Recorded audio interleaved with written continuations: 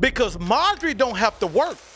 Marjorie, when she met you, no matter how much money you had, you were Steve Harvey when she met you. Respect the ones that come before you. So dropping around, yeah, you said, yeah, I'm worried about Boston. I ain't worried about nobody in the West.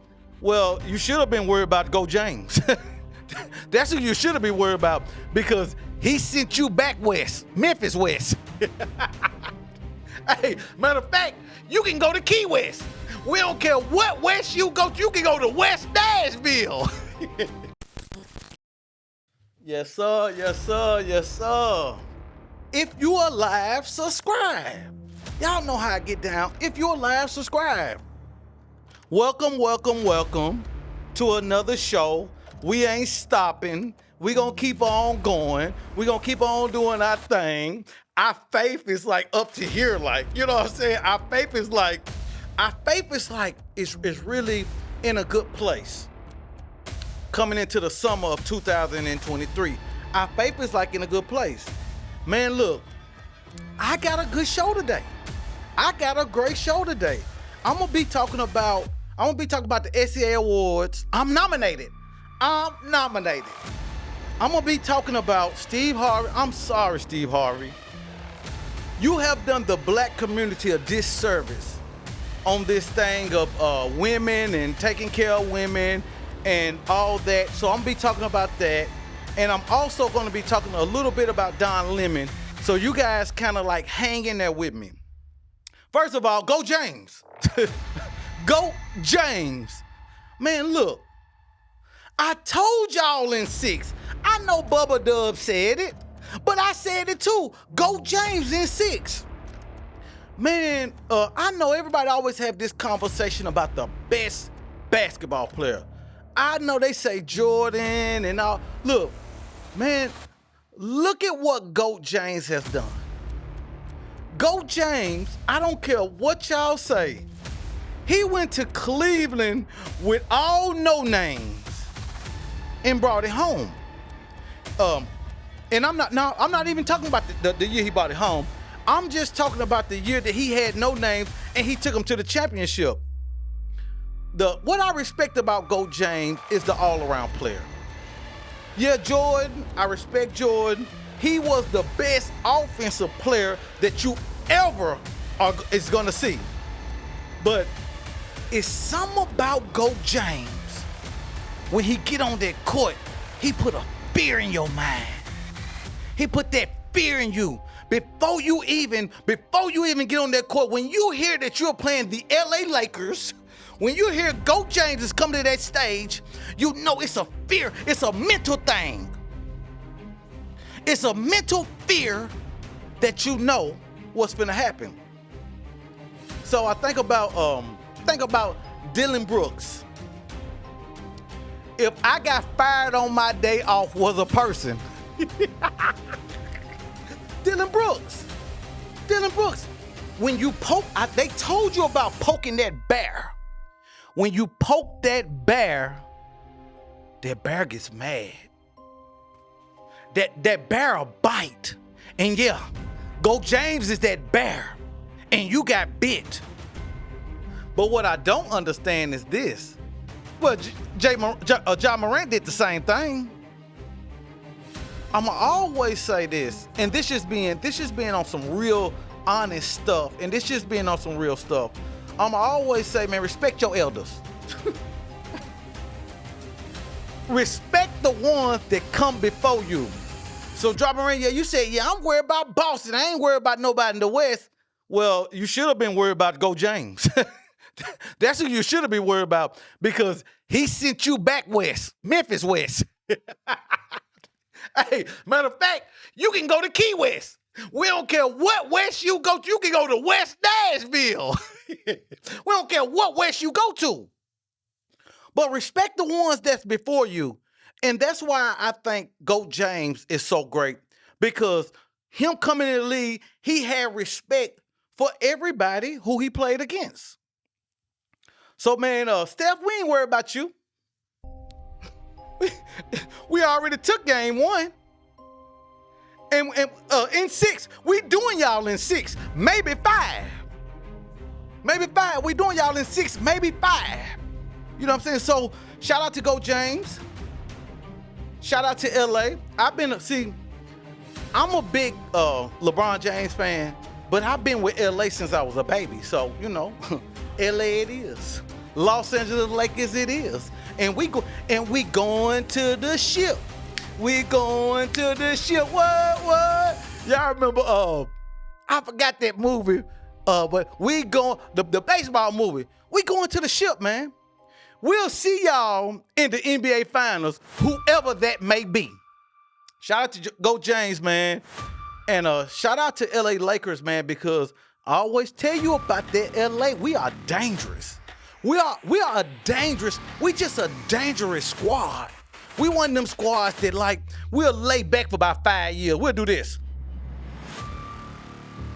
We'll lay back for about 4 or 5 years. And then out the blue, you know what time it is. Championship time. So shout out to Go James, man.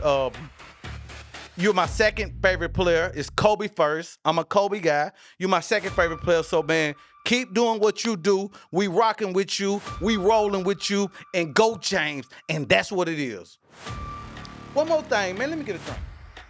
Let me get a little something. Because I want y'all to do me a favor. Man, go to SCAawards.com. I'm nominated this year. Hey, Infamous. Man, I'm nominated for Internet Hustle of the Year, but I really supposed to be in that podcast category. But I know I started doing podcasts a little late. But Infamous, you really need to throw me in that podcast category because I am doing it at a high rate. But I'm gonna take my little Internet Hustle of the Year. I ain't tripping. I'll make podcast of the year next year. But one thing I do respect about the SCAs, if you guys don't, it's the Southern Entertainment Awards. If you guys don't know nothing about the SCAs, all the greats has been there. Young Buck, Yo Gotti. I was at the first, I haven't been to one in a while, I'll be honest, but I was at the first, second, third, fourth one, fifth one, all that. And so, man, I feel like people like Gotti need to come back and put the SCAs on a bigger stage.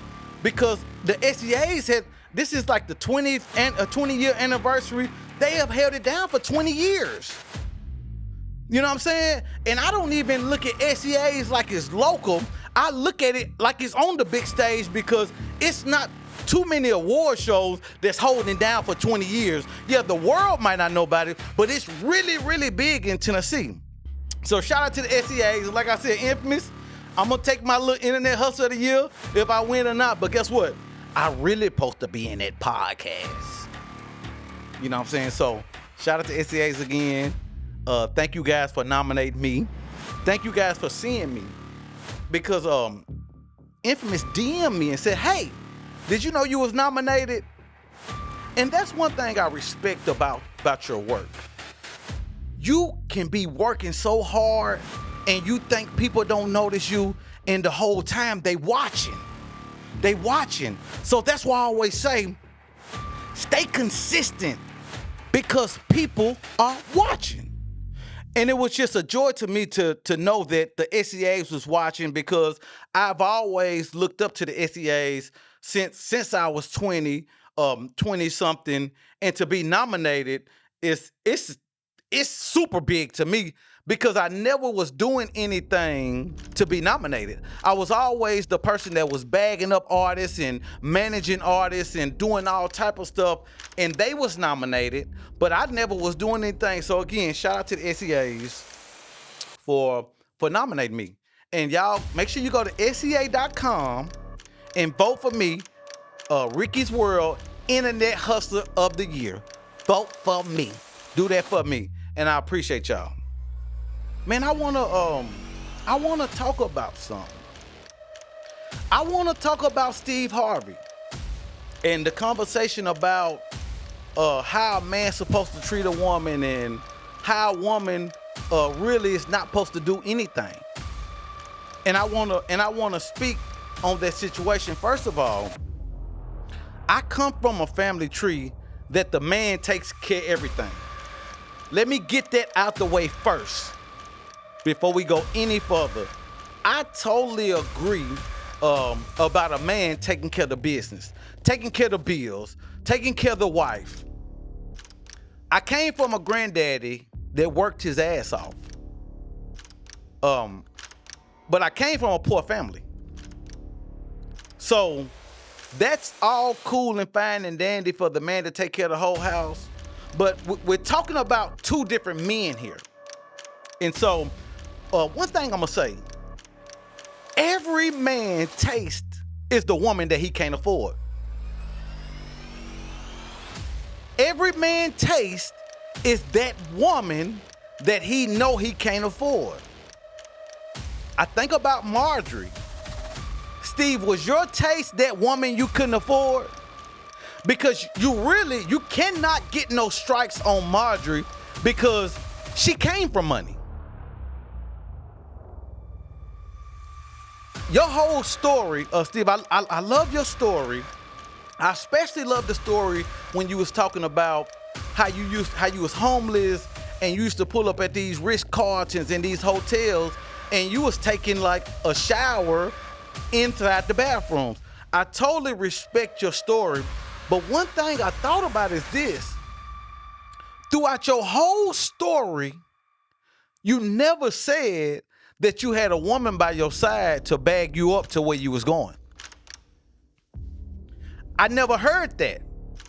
I never heard. I know, Steve, you've been married 3 times. Steve, you're doing the black community, the black men, a disservice. And I know you said you're gonna stick on what you said, but you're doing the black men a disservice. And this is why I say this. What about the man that makes $50,000 or $60,000 that wants a woman and want to be married? Yeah, my granddaddy made some money, but the whole family was broke. So, yeah, my granddaddy, he get the stripes. He get the stripes of, yeah, he took care of his wife. He took care of his wife's kids. But when he left this place, his wife and his wife's kids had nothing but a memory. They had nothing but a memory. So I totally understand taking the family. Steve, I've been doing this all my life. Like when I was 12 years old, 13, 14 years old and had a girlfriend, I paid for their nails and their hair and their feet. So I'm totally in agreement that you should take care of your woman. But what I'm in disagreement about is the double standard of you're making this about you and not about how it really is. So what you are saying is this. If I make $60,000 a year, I shouldn't have a wife. Because I can't go home and tell my wife, hey, go ahead and quit your job in the atmosphere that we're living in now. In Nashville, Tennessee, this is what they say. They say that it takes $70,000 to live here. 70,000. So if I'm making 70 and taking care of my family, what about the savings? What about the trips? And so, regardless of what you're talking about, Steve, we're living in a day now that, yeah, the wife do gotta do something. You can't use your situation and coming in because, like I said, you was rich when you met Marjorie. And think about this. Marjorie had money before she met you. Marjorie had money when you was out there stressing and broke and broke. And you chased, and sorry to say this, but you chased a drug dealer's wife. So of course you had to have a substantial amount of money coming in because you know what she was already used to. And this is why I say, you're doing the black community a disservice. Carl and Shirley work for you. Carl and Shirley gotta come to work every single day. So what does that say about their husband? Because Marjorie don't have to work. Marjorie, when she met you, no matter how much money you had, you were Steve Harvey when she met you. You were Steve Harvey when she met you. So your name was already worth millions. I don't care if you did come off the Kings of Comedy tour with 1,700. You still was Steve Harvey. And you know for 100% fact that you had to be at a certain level to get her. Because you already knew what she was used to. You know what I'm saying? Like, I say this. Every man's fantasy is the woman that he couldn't afford. If you go outside today, I don't care if you make $20,000, I don't care if you make $50,000 a year, I don't care if you make $100,000 a year. You are chasing that woman that you can't afford. Now, my question is this to you, Steve. Was you chasing Marjorie when you couldn't afford her? Yeah. Was you chasing Marjorie when you couldn't afford her? Because you knew she come from money, and you knew who she was messing with, and you knew it was a lot of money there. So, did you have to wait? And so I get this. This is what I get. Steve, you said if you can't handle the weight, stay out the kitchen. I totally get that, Steve. I understand where you're coming from. So you're saying this. If you're trying to get the baddest chick in the game, you need to have money. But what about the men that make $50,000? Are you saying to them that they shouldn't be in a relationship? Are you saying they can't make their woman happy because they make $50,000 and they woman gotta work? Carly Shirley's working. So you're so at the end of the day, guess what, Steve? Every time you come up with this conversation, I listen to a radio star because I got much respect for Steve. I love you. Like, you're one of my mentors. But every time you come with this situation, nobody speaks up. I don't hear Tommy saying anything. I don't hear Junior. Now, guess what? Tommy and Junior, y'all wives bet not be working. Y'all wives bet not have a job because you guys are on the show with my guy Steve, and he's talking about your wife shouldn't have to do anything. So they're saying your wife shouldn't have to have no money. Your wife should be able to sit at home and be a housewife. And so at the end of the day is, you're telling guys, Steve, to work all their life. So if I'm working, if I'm making 50 and I meet a woman that I like, and I'm trying to make sure she don't have to work, so you're saying this, I need to go to work and then go back to work. So now I got 2 jobs, and women love time. So where's the time coming in at? If I gotta work 2 jobs so she can stay at home and be a mother and be a housewife, how's she gonna enjoy me? How's she gonna get to know me? How is she gonna enjoy me when I gotta constantly go to work? Everybody ain't a millionaire, Steve. Everybody ain't coming in getting the woman that they want because you've been chasing her for a long time, but you had to get to a status to where you can get her. And that takes a moment. So we're speaking on 2 different situations here. Yeah, if I come in, Rick, guess what, Steve? I'm trying to do it like you. I'm trying to get to where I gotta go so I can get the woman I want. But what about the men that's making 50 or 60, again, as I say, that want a wife? Or making 70 or 80 or maybe 100 that want a wife? Well, you can make 100 G's and your wife can stay at home and you can take care of everything, trips and food and rent and house and cars. And then what? It's no money left. It's no savings account. This is what you said, Steve. You said you should have 4 bank accounts. One, a couple's bank account, 1 savings for the couple, and 2 personal accounts for each of you. You're talking about rich people, Steve. You're not talking about the reality of a regular man getting married. 4 accounts? That's a lot, bro. That's a lot. So you're not talking about if you're gonna throw this stuff out here, throw the average man out too. Don't be like I said, Steve, I've never once heard you talk about, yes, I made it because of my wife. My wife was there. You've been married 3 times. What about your other 2 wives? Are you discrediting them because you met Marjorie, and Marjorie was already on $1 million level when she met you?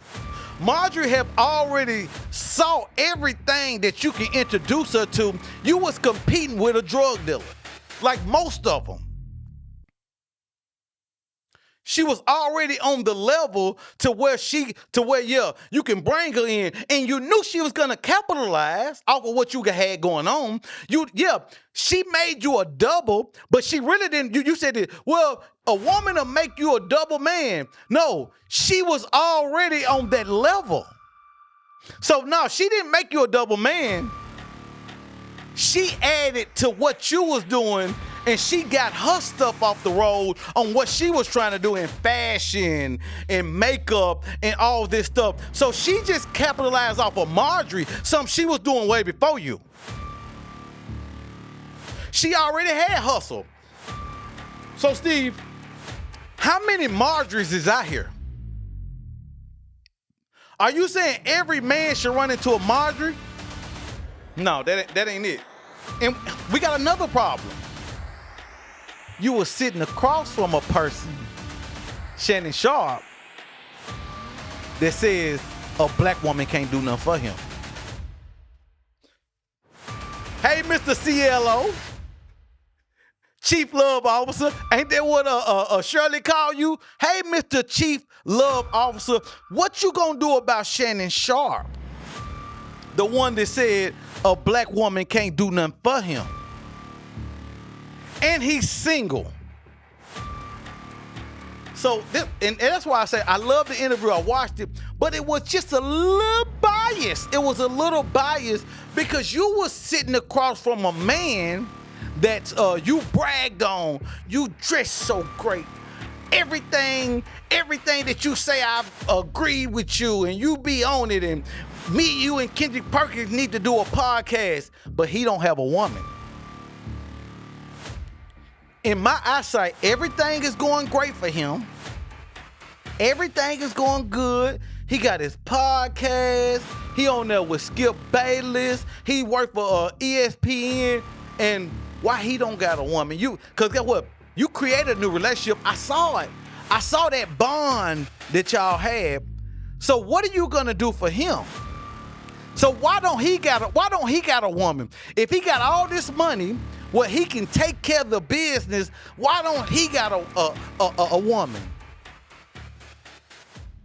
You know what I'm saying? So that's what I'm saying, Steve. Like, all women ain't Marjorie. You went through 2 other wives before Marjorie. So why didn't you take care of your other 2 wives like that? Why your other 2 wives ain't on the level as Marjorie? So that's why I'm saying that you're doing the black community a disservice. And the reason why I say that is this, because you finally found you one woman that was on that level that can help you get to another level. And now you're trying to act like every man can find that woman. No, that ain't true. That ain't true.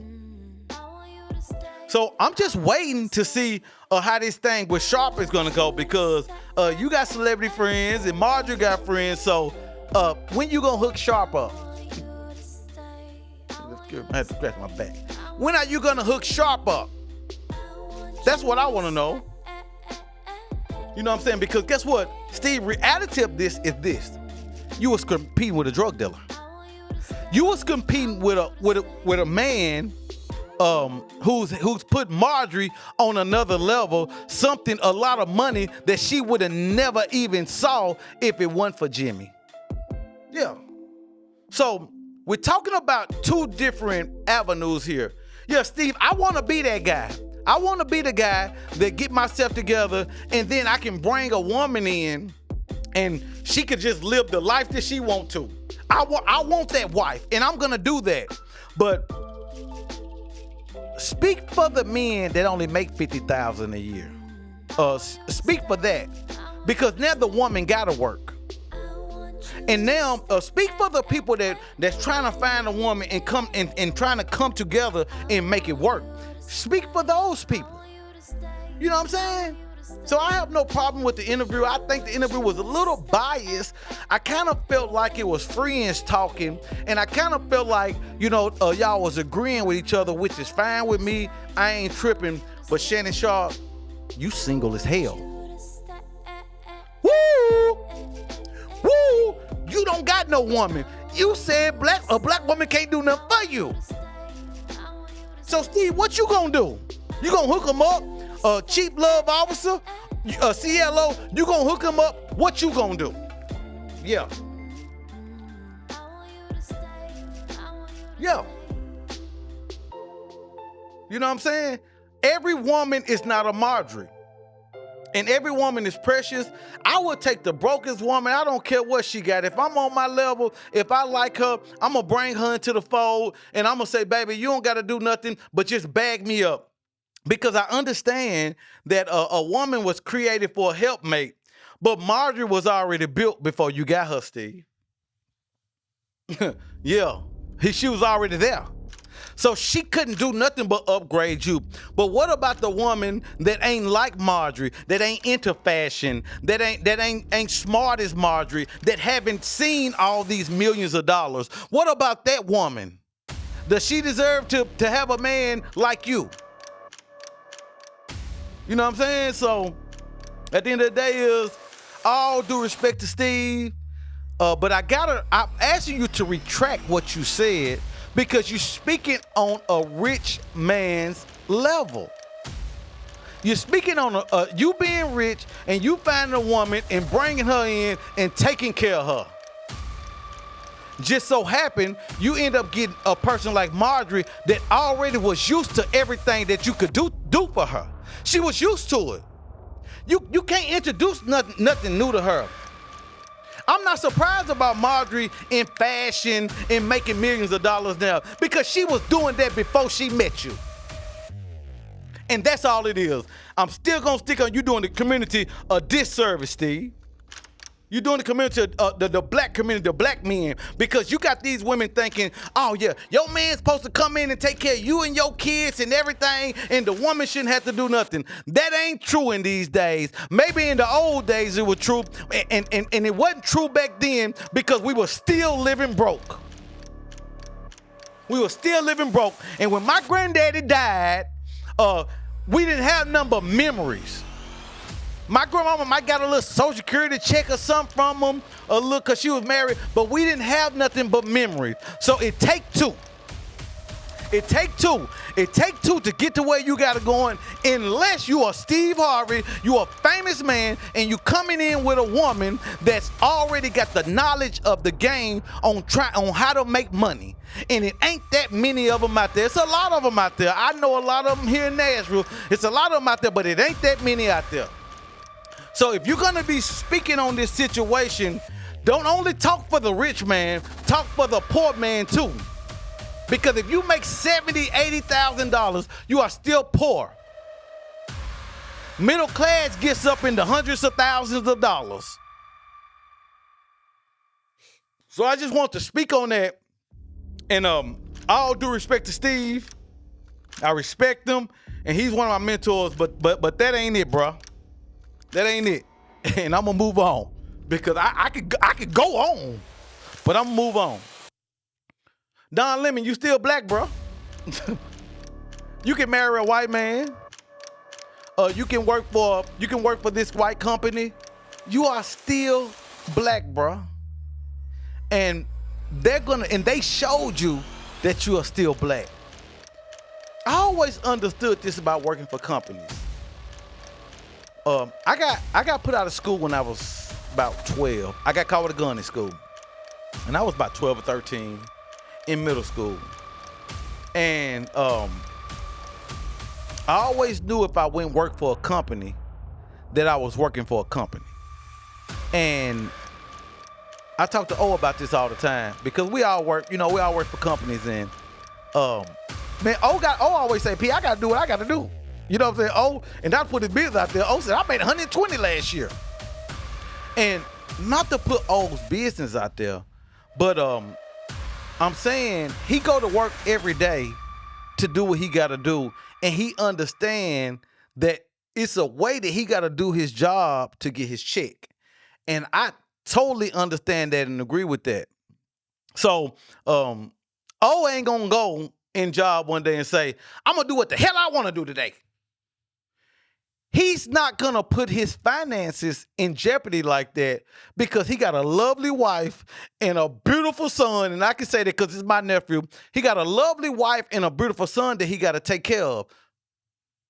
You know what I'm saying? And, well, he got 3 sons, just to be honest with you. But I'm just talking about his that he had. But he got 3 sons, and I don't care how grown they get. They're in the army and everything, but he still take care of them, and he look out for them. And he told me this one. He said, P, I got to go to work and do my thing because I got a family to take care of. And I totally respect that. So the day O goes to work and tell his manager that he's going to do what the hell he want to do, that's the day he'll be fired. And that's why I'm talking about Don Lemon is, man, you can work for these companies for a long time and you have to do what they ask you to do. I respect the working man. I've been there. I respect the working man because guess what? It's a lot of stuff you put up with at work you won't dare put up with. And I respect that. But these companies will show you that you're still black, Don Lemon. Because the moment Don Lemon, I watch you. I love your show. You're Chris Cuomo, and your show is probably the only show that I ever watched on CNN. And I've seen you just take up for the show. I've seen you be a Democrat because the show was a Democrat. I've seen you hate Trump because CNN didn't like Trump. I've seen you be a working guy and doing what your company needs you to do, and I respect that. And I tell people all the time is, man, I don't care what he do. He's doing what he got to do to take care of his family. But they'll show you once you go outside of them and trying to do what you want to do and start speaking up for your people, you're going to get fired. You got fired, and I know they try to say, oh, it was a couple of events. You got fired because you was talking to an Indian man and you was letting him know, quit trying to judge a black skin if you're not in a black skin. So quit trying to talk for us. So you finally stood up for the black community, and they fired you. And they fired you. They fired you soon as you stood up for the black community. And I watch you, and you haven't done that. I've been watching you for years, and you haven't stood up. But as soon as you stood up for what you really believed in, they fired you. And so now, where do you go? Well, the black community ain't gonna support you because you haven't supported us, and you have supported yourself. But you haven't spoke on the real issues. If you vote for Joe Biden this year, you crazy. That man have and Don Lemon, the reason I'm bringing up Joe because you have stood up for the Democrats long as I have known you. And Joe Biden did nothing, and Kamala Harris did nothing the whole time they've been in office. And now we're back at square one. And now CNN, and I'm going to say this before anybody else say it. Now CNN has fired you and has fired Chris Cuomo, which was Democrats. Now I guarantee you CNN is going to change over to Republican because they was Republican from the gate. Yeah, you might was a Democrat, and they might not like Trump and all this and that, but now you're fired. Now where does CNN go? And so, if you're alive, subscribe. My message is this: if you got a job and you work for the man, just do your job according to what the man wants you to do it, no matter what. I've been there. You can't go in these jobs thinking, oh, right is right, wrong is wrong. No, you work for a company. Right is what's right to them, regardless of what you say. And I'm cool with that. If I'm going to work for a company, I'm going to make sure I do what they need me to do so I can get my check and I keep my job and I can take care of my kids and I can take care of my family. But the minute you switch over and try to speak up for yourself, your ass is grass. If you're alive, subscribe. Thank you guys for tuning in. Make sure you like, subscribe, and share my video for me. And this is another episode. If you're alive, subscribe.